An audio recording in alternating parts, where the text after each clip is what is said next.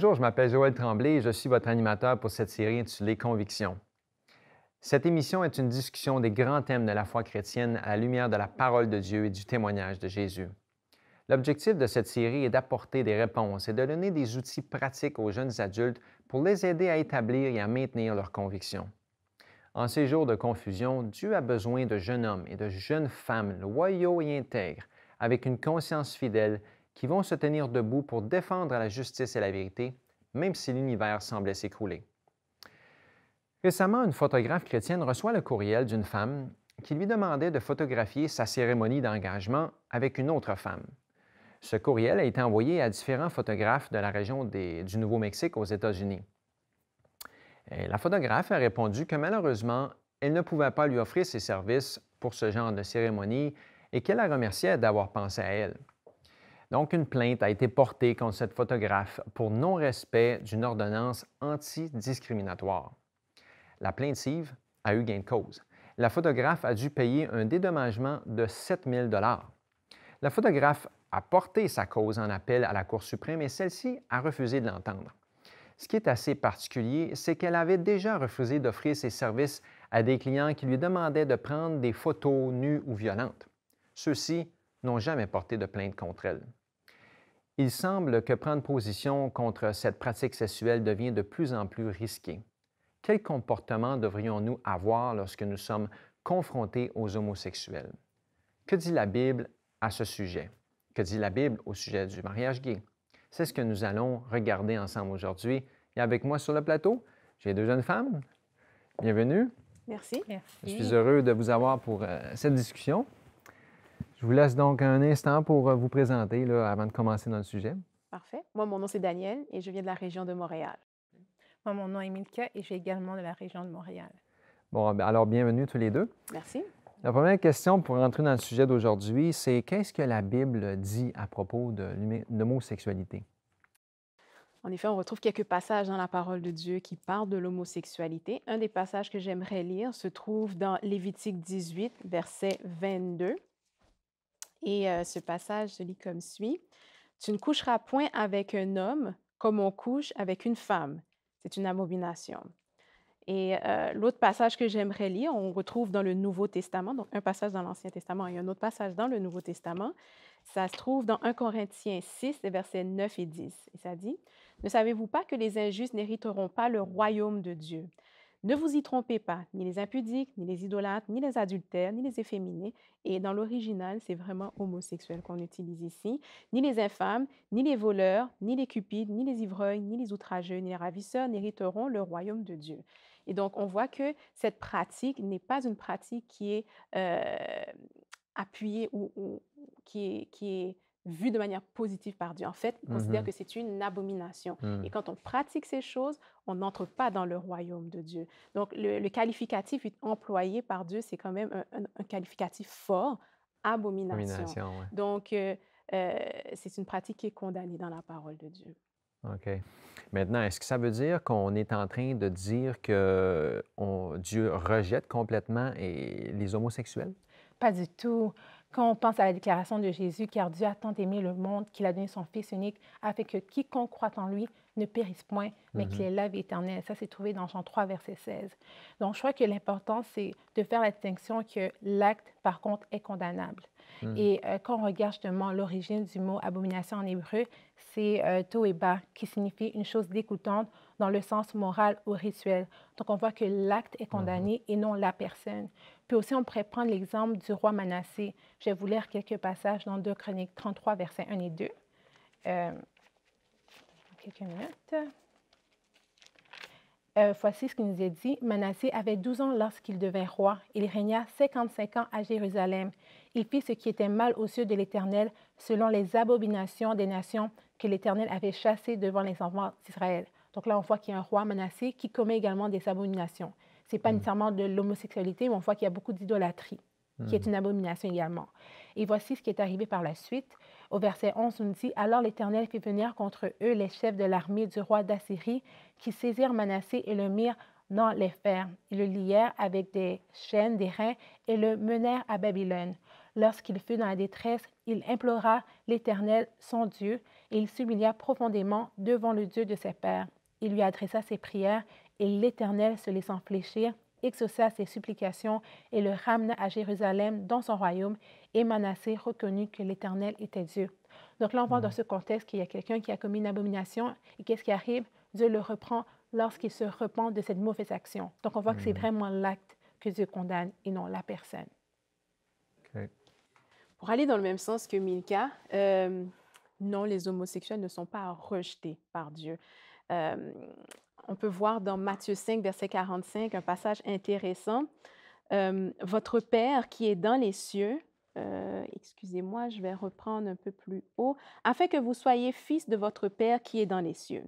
Car il fait lever son soleil sur les méchants et sur les bons, et il fait pleuvoir sur les justes et sur les injustes. Là, on voit que les bénédictions de Dieu, même si une personne n'est pas juste, même si la personne n'est pas bonne et qu'elle fait vraiment tout ce qui est écrit dans la parole de Dieu, bénéficie de la bénédiction de Dieu. D'accord? Donc, Dieu ne fait pas de favoritisme, il ne donne pas ces bénédictions ne sont pas méritoires. D'accord? Donc, Dieu bénit par amour. Il nous fait expérimenter sa grâce. Il est miséricordieux envers nous. Donc, les homosexuels ont une pratique qui est contraire à la volonté de Dieu, mais Dieu les accepte quand même, dans le sens que si eux-mêmes viennent à connaître la vérité et décident de cheminer vers Christ, Dieu va les recevoir. Il y a un passage qui dit dans la parole de Dieu, « Je ne mettrai pas dehors celui qui vient à moi. » Donc, s'il prend conscience que ce qu'il pratique est mauvais, mais qu'il décide d'aller vers Dieu, Dieu va le recevoir. Donc, je pense que c'est vraiment un beau message qu'on doit retenir sur Dieu. C'est vrai qu'on pêche, c'est vrai que parfois on fait des choses qui sont contraires à la volonté de Dieu, mais lorsqu'on se repent et qu'on va vers Dieu, il nous accueille et il nous reçoit avec joie. Dans le fond, la réponse est comme tu as montré dans le roi. La vie du roi, c'est pas que Dieu l'avait rejeté, mais il a payé les conséquences de ses actes parce que Dieu ne rejette pas celui qui vient à lui. C'est clair, c'est beau. Mais à ce moment-là, on peut poser la question, si Dieu ne rejette pas les gens, mais pourquoi la pratique de l'homosexualité est tellement offensante à ses yeux? Bien, premièrement, on peut remarquer que cela va à l'encontre du plan divin, qui était la procréation multipliée. On voit que avec l'homosexualité, ce style de vie, on ne peut pas. Il faut avoir l'assistance et plein d'autres choses. Puis également, ça va à l'encontre de l'ordre divin, de la parole de Dieu. On a lu, désolé, précédemment, des versets dans Lévitique et dans le Nouveau Testament qui nous montrent clairement que Dieu n'approuve pas ce style de vie. D'ailleurs, il la condamne. Donc, c'est pour ça qu'elle est aussi offensante, c'est aller à l'encontre de la voix de Dieu, de sa volonté pour l'être humain. Maintenant, on vient d'établir que c'est clair, qu'est-ce que Dieu en pense, mais pourquoi la société d'aujourd'hui, maintenant, est tellement prête à accepter, elle accepte tellement l'homosexualité? Comment est-ce qu'on on en est rendu là maintenant? Il y a différentes manières de comprendre cette question-là, puis je vais présenter les deux façons que je vois cette question. La première, je vais donner un peu de contexte. Il fut un temps où les homosexuels vivaient beaucoup d'injustices. On les maltraitait, on se moquait d'eux, on les privait de certains droits, même. Par exemple, de louer, si un propriétaire réalisait qu'un de ses locataires était homosexuel, il le mettait dehors. Donc, ce genre d'injustice-là, simplement parce qu'il avait une pratique sexuelle avec laquelle il n'était pas d'accord. Et donc, oui, il y a eu des injustices qui ont été faites. Et donc, oui, si notre but en les acceptant, c'est simplement de dire, oui, ils sont homosexuels, mais ce sont des personnes à part entière qui ont droit, comme tout le monde, de recevoir des services, d'être servis à l'hôpital ou quoi que ce soit. Alors là, j'ai aucun problème. On est d'accord. Par contre, s'il s'agit de faire la promotion de ce style de vie, de cette pratique sexuelle, là, l'acceptation, je ne suis pas d'accord avec ça. D'accord? L'autre élément que je voulais mentionner, c'est que oui, on voit que la société l'accepte de plus en plus et ça, c'est en fait le reflet de l'accomplissement de prophéties, surtout concernant les derniers temps. Et ça, on le voit dans Luc 17, Luc chapitre 17, verset 28. Je lis pour vous. « Ce qui arriva du temps de l'eau arrivera pareillement. Les hommes mangeaient, buvaient, achetaient, vendaient, plantaient, bâtissaient. Mais le jour où l'eau sortit de Sodome, une pluie de feu et de soufre tomba du ciel et les fit tous périr. Il en sera de même le jour où le Fils de l'homme paraîtra. Donc la même mentalité, la même philosophie qui existait dans Sodome, dans Gomorrhe, va se retrouver aussi sur la planète Terre. Et c'est ce qu'on constate de plus en plus. On en parle souvent, on regarde la télévision, il y a même des publicités qui sont faites en faveur des homosexuels. Et donc là, on voit que de plus en plus, il y a même une espèce de lobbying, si je peux utiliser ce terme-là, qui est fait pour pouvoir un peu imposer l'acceptation de cette pratique sexuelle. Ah, c'est ça. Donc, encore une fois, on parle pas nécessairement, c'est parce que c'est pas une haine, c'est pas qu'on les déteste, mais c'est parce que les esprits, la société, la façon de penser, tout ça s'est tellement changé. Dans le fond, on s'est tellement éloigné de la volonté de Dieu et de la parole de Dieu que maintenant, on n'a plus vraiment de parole de Dieu, de principes bibliques dans les discussions de notre société d'aujourd'hui. Donc, on est prêt à accepter ça et bien d'autres pratiques qui sont clairement condamnées par la parole de Dieu. Maintenant, on entend souvent parler que la science a démontré que les homosexuels sont nés ainsi, c'est dans leur gène. Que dire des propos des études des années 90 de Bailey, Pillard sur les jumeaux, puis les observations de Levise sur 41 cerveaux de cadavres? Est-ce que ce sont des études vraiment qui peuvent nous convaincre qu'il n'y a rien à faire, que quelqu'un est homosexuel pour le restant de ses jours? Bien, sans rentrer dans les détails de l'étude, de nombreuses personnes vont utiliser justement ces études-là pour prouver que oui, c'est naturel, c'est en eux, il n'y a rien qu'ils puissent faire par rapport à ça. Mais on voit qu'il y a beaucoup d'enfants qui naissent justement avec ce désir pour l'alcoolisme, pour boire beaucoup d'alcool et à un certain point qui sont dépendants naturellement. On voit également qu'il y en a qui ont des tendances fortes pour la pédophilie, il y en a que c'est la kleptomanie. Donc, on voit que la société n'accepte pas plus ce genre de comportement.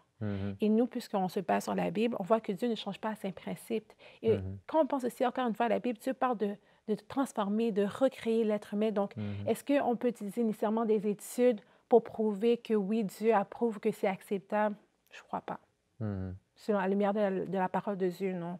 Non, c'est pas convaincant du tout. OK. C'est ça. Dans le fond, on entend ces études-là qui sont citées des fois, elles ne sont pas nécessairement convaincantes. En fait, on a beaucoup d'études peut-être qui montrent autre chose, mais l'objectif peut-être de notre discussion, c'est pas de prouver si c'est génétique ou pas. En fait, ça ne ferait pas de différence. Parce que Dieu nous dit que peu importe ce qui est dans nos gènes, même si on est né avec des tendances au péché, au mal, peu importe le mot qu'on émet, que ce soit l'homosexualité ou d'autres choses, comme tu mentionnais, d'autres choses, Dieu nous dit qu'il va nous transformer. Il peut transformer l'être humain jusque dans les gènes. Il n'y a pas de doute avec ça. Et c'est ça qui est merveilleux. Je ne me rappelle plus lequel des rois, mais dans la liste des rois, il y avait un roi qui était quand même assez spécial. Tous ses ancêtres avaient pratiqué l'idolâtrie, avaient fait ce qui était mal aux yeux de Dieu, parce que c'est une expression qui revient souvent. Mais lui, malgré le fait qu'il y avait cette tendance familiale, que tous ses ancêtres ont pratiqué l'idolâtrie, passaient leurs enfants au feu, lui a pris la décision de suivre Dieu. Je crois que c'est Ézéchias, si je ne me rappelle pas. Le père de Manassé. Donc, c'est le fils de Manassé. Je ne me rappelle plus. Il y a un lien entre les deux, c'est sûr. C'est son père. Mais ce que je veux dire, c'est qu'il a pris la décision de suivre Dieu, de suivre ce qui est écrit dans la Bible. Et la Torah à l'époque, les 5 livres de Moïse. Et donc, il n'a pas pratiqué ces choses. Il a pris une décision malgré ce qui était pratiqué autour de lui. Et donc, ça rejoint ce que tu disais et aussi le point de Milka. Donc, c'est le résultat d'une décision. Il y a de l'espoir malgré nos tendances, nos gènes, la société ou l'environnement. Il y a de l'espoir. Chers téléspectateurs, nous voulons vous remercier d'être avec nous pour cette émission. Nous voulons vous inviter à aller sur notre site Internet pour voir d'autres informations qui s'y trouvent. Si vous avez des commentaires ou des questions ou des suggestions à nous faire, voici comment vous pouvez nous rejoindre. Avez-vous apprécié cette émission? Avez-vous des questions pour notre équipe? Aimeriez-vous des réponses tirées de la Bible? Tout ce que vous avez à faire est de nous envoyer un courriel à conviction@bienvivre.org. Vous pouvez également laisser un commentaire sur notre page Facebook. Et si vous voulez revoir cette émission, il suffit simplement d'aller visiter notre site bienvivre.org.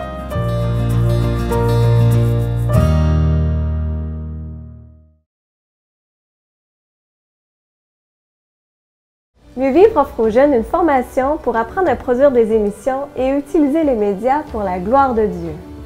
Ce programme est un apprentissage pratique qui permet aux jeunes de découvrir les ministères multimédia et l'utilisation que l'on peut en faire pour répandre la bonne nouvelle. Êtes-vous passionné par les médias et par la mission? Si tel est votre cas, je vous invite à nous contacter à Mieux Vivre pour en savoir plus sur notre programme de missionnaires multimédia.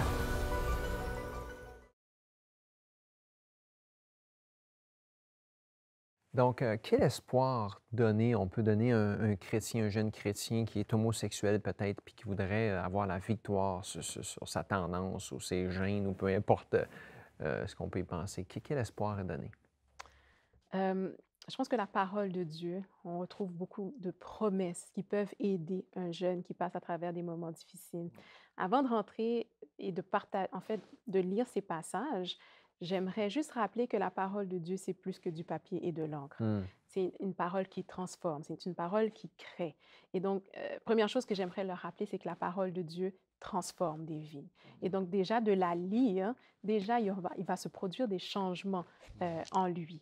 Premier passage que j'aimerais partager avec ce jeune, ça se trouve dans 1 Corinthiens 6 et en fait, le passage, c'est versets 9 à 11. On a déjà lu les versets 9 et les versets 10. À présent, moi, j'aimerais lire le verset 11. Paul parle au peuple de Corinthe, l'Église de Corinthe, qui pratiquait des choses contraires à la volonté de Dieu. Ouais. D'accord? On a vu la liste, il y avait des idolâtres, des adultères, des infâmes et même des homosexuels, des voleurs, des cupides, bref, la liste est là.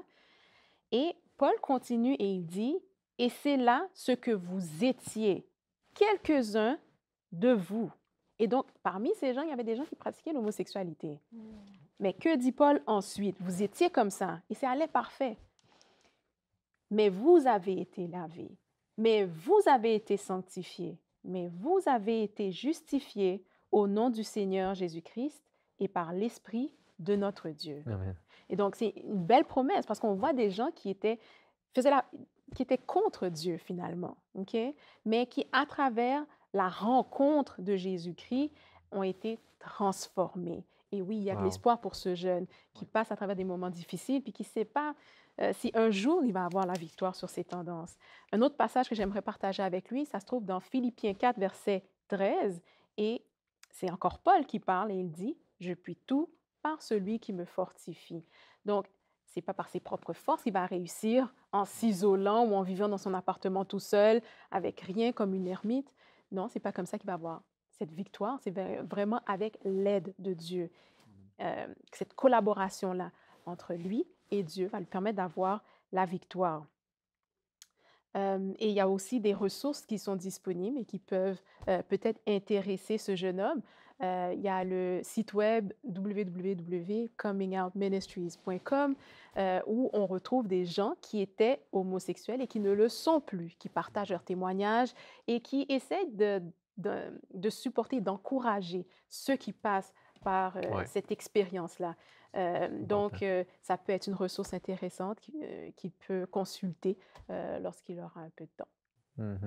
Merci. Je suis vraiment d'accord avec Daniel. On voit vraiment que Dieu est là pour nous sauver du péché et non dans le péché. Vous comprenez la différence? Et voici d'autres passages que j'aimerais aussi partager avec ce jeune homme ou cette jeune fille. Ce serait Ésaïe 53, verset 12. Et voici ce qui nous est dit. Je vais lire vraiment les derniers versets. Ceci, et on parle de Jésus en tant que le Messie. On dit que parce qu'il a porté les péchés de beaucoup d'hommes et qu'il a intercédé pour les coupables. Donc, on voit que Jésus, même avant que cette personne naisse, Dieu avait déjà un plan pour sauver cette personne. Et le deuxième passage serait Matthieu 19, verset 26, où ce qu'on nous dit clairement que ce qui est impossible à l'homme est possible à Dieu. C'est encore Dieu qui fait le travail. Puis vous continuez dans la même veine, j'ai encore d'autres promesses qu'on peut partager avec ce jeune homme ou cette jeune femme qui passe par des moments difficiles par rapport à ses tendances. Il y a un passage qu'on trouve dans la Bible, 1 Thessaloniciens 5, versets 23 à 24, que j'aimerais partager avec cette personne. Et je lis pour vous, « Que le Dieu de paix vous sanctifie lui-même tout entier, et que tout votre être, l'esprit, l'âme et le corps, soient conservés irrépréhensibles lors de l'avènement de notre Seigneur Jésus-Christ. Celui qui vous a appelé est fidèle, et c'est lui qui le fera. Donc, c'est en Dieu que se trouve toute la puissance pour pouvoir avoir la victoire sur ces tendances, peu importe ce que pourrait être la tendance ou le péché qui nous domine. Donc, c'est qui le fera? C'est Dieu qui le fera. Un autre passage que j'aimerais partager, ça se trouve dans Romains 8, verset 1er, et ça dit, il n'y a maintenant aucune condamnation pour ceux qui sont en Jésus-Christ. Parfois, certaines personnes peuvent, quand ils sont dans le péché, ils ont cette culpabilité, ils se sentent un peu condamnés. Mais quand on va vers Christ, on l'a dit tantôt, je ne mettrai pas dehors celui qui vient à moi. Donc, Dieu nous accueille et quand on est avec lui et qu'on chemine avec lui, il n'y a plus de condamnation. Donc, c'était les promesses que j'aimerais partager avec eux. Des belles promesses d'encouragement. Je sais qu'il y en a d'autres, mais c'est ce qu'on trouve dans la parole de Dieu. Voilà. Dieu ne nous laisse pas sans puissance ou sans réponse. C'est tellement beau. Maintenant, on le sait, et c'est surtout vrai aux États-Unis, il y a énormément de groupes de soi-disant chrétiens qui s'opposent fortement au mariage gay, à l'homosexualité. On voit même souvent des protestations publiques dans la rue avec des pancartes, avec une attitude très, très hostile. Est-ce qu'on doit encourager ces genres de mouvements-là? Quoi penser ou quoi faire? Pas du tout. Quand on regarde l'exemple de Jésus, par exemple, lorsqu'il était face à la femme adultère qui était prise en flagrant délit, comment il agit? Puis quand on pense aussi à chaque 1 verset 20, on dit que la colère de l'homme n'accomplit pas la justice de Dieu. Donc, ces personnes qui ont souvent dans leur message des propos haineux, cela fait en contradiction avec la parole de Dieu.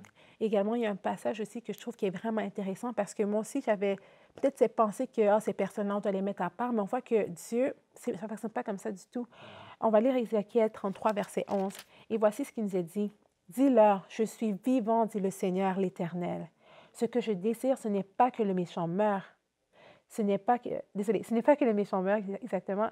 C'est ce qu'il change de conduite et qu'il vive. Revenez de votre mauvaise voie. Et pourquoi mourriez-vous, mes sons d'Israël? » Donc, on voit que là, Dieu est en train de plaider justement avec cette personne pour la gagner. C'est avec amour, avec beaucoup de tristesse, d'amertume qu'il appelle cette personne, pas avec de la haine.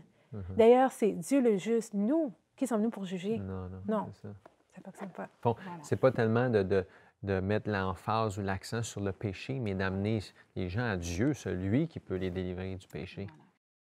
Puis je crois qu'il y a beaucoup d'ignorance aussi par rapport au mot abomination. On met seulement les homosexuels, mais on voit qu'il y a l'idolâtrie. Il y a plein d'autres choses que Dieu met comme abomination. Donc, c'est de l'ignorance. Mais comme on l'a mentionné déjà plusieurs fois, Dieu n'a pas ces gens-là en horreur. Il y a le péché en horreur. Il veut tous les sauver. C'est la même chose pour chacun de nous, peu importe le degré de péché.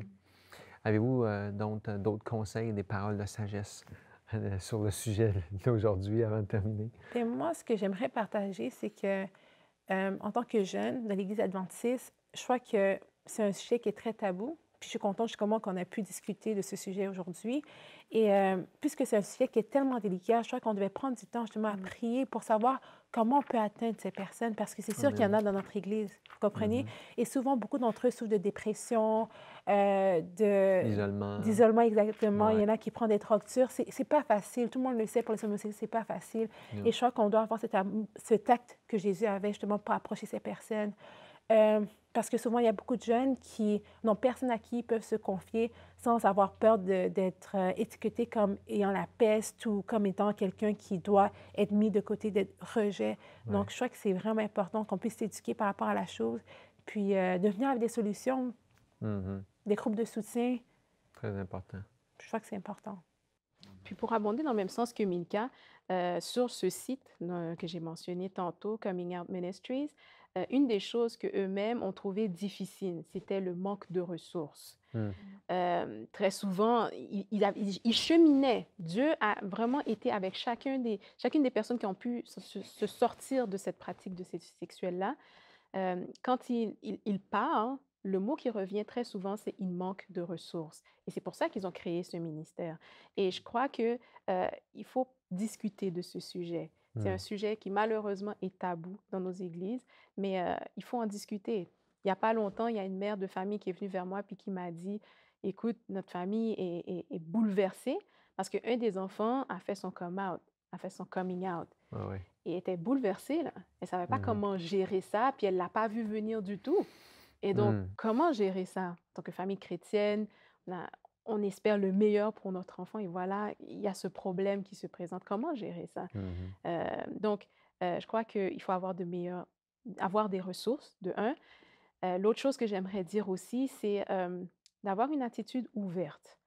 Qu'est-ce que je veux dire par là? C'est simple, c'est que si, par exemple, un homosexuel se présente à notre église parce qu'il a, je ne sais pas moi, il est tombé sur le message du sabbat, puis il est convaincu, mais il est homosexuel, comment allons-nous le recevoir? Est-ce qu'on va lui dire, non, non, ta place n'est pas ici, sors? Non, on va c'est ça, on va l'inviter, viens, on va faire des études bibliques. Mais est-ce que l'Église est prête à les recevoir? Parfois, je me pose cette question-là. Ouais. Je crois qu'il faut avoir cette ouverture-là pour pouvoir accueillir peu importe la personne, que ce soit des prostituées, mendiants, bref, peu importe la personne, de l'accueillir, de la recevoir, de les accompagner, et jusqu'à ce qu'ils deviennent assez matures spirituellement pour continuer avec Dieu. Et la dernière remarque que j'aimerais faire, c'est de rappeler, je l'ai déjà mentionné, mais j'aimerais le rappeler, que Dieu veut sauver tous les hommes. Ce que Amen. Dieu veut, c'est que tous soient sauvés et arrivent à la repentance. Amen. C'est l'expérience que Dieu souhaite pour chacun des êtres humains sur cette terre. Et Dieu nous aime. Il a tant aimé le monde, comme on a lu avec Milka, qu'il a donné son Fils unique afin que quiconque croit en lui ne périsse point, mais ait la vie éternelle. Donc, c'est ça les sentiments qui habitent le cœur de Dieu. C'est vraiment le salut de chaque homme. Merci d'avoir partagé avec nous. Je pense que c'est notre espoir, ça va être notre bonheur un jour d'être au ciel avec des gens qui vont avoir été homosexuels, menteurs, voleurs, tricheurs, tueurs, mais qu'on aura tous été transformés par la grâce de Dieu pour vivre ensemble. Amen. Merci d'avoir partagé aujourd'hui. C'est plus. Dieu nous encourage à respecter et à aimer tout homme, même si ceux-ci ont des croyances différentes des nôtres. Dieu aime le pécheur, donc celui qui ne fait pas sa volonté est aimé par Dieu et appelé par lui. Cependant, le péché constitue un obstacle entre Dieu et nous. Le péché nous éloigne de Dieu. Pour jouir de sa compagnie, de la compagnie de Dieu, nous devons être réconciliés avec Dieu par la foi en Christ. Il a donné sa vie pour le pécheur et veut le sauver du péché. Jésus nous promet la puissance pour vivre selon l'Esprit et non selon la chair, et ainsi la victoire sur le péché. Prions les uns pour les autres et exhortons-nous à la charité et aux bonnes œuvres. Que le Seigneur nous aide à abandonner les mauvaises habitudes, les dépendances, les passions contraires à sa volonté, afin que nous puissions vivre cette vie abondante qu'il nous a promise. À la prochaine.